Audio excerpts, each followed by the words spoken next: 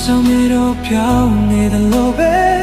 မင်းပြောင်းလဲဖို့စဉ်းစားရတဲ့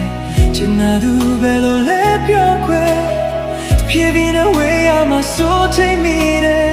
နောက်ဆိုဖို့ခက်တော့မှဝေဒနာ